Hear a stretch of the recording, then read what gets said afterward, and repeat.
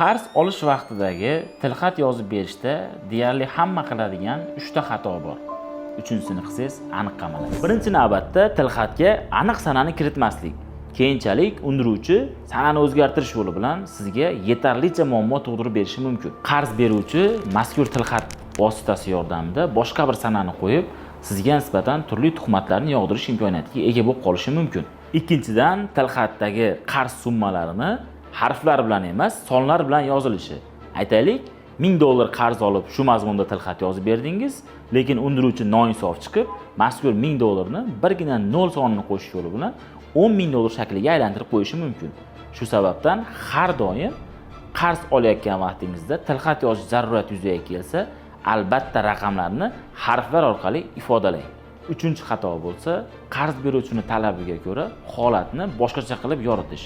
Aytaylik, siz $2000 qarz olyapsiz, lekin qarz beruvchi mazkur summani $2000 evaziga 3 ta iPhone olib kelib beraman qabilida yozishingizni talab qilyapti. Bu holat keyinchalik sizga nisbatan firibgarlik bilan jinoiy ish qo'zg'atilishiga olib kelishi mumkin. Shu o'rinda yurist sifatidagi maslahatim, qarz oluvchi uchun ham, qarz beruvchi uchun ham eng yaxshi yechim qarz munosabatini notarial tasdiqlanishi ekanligini eslatib o'taman.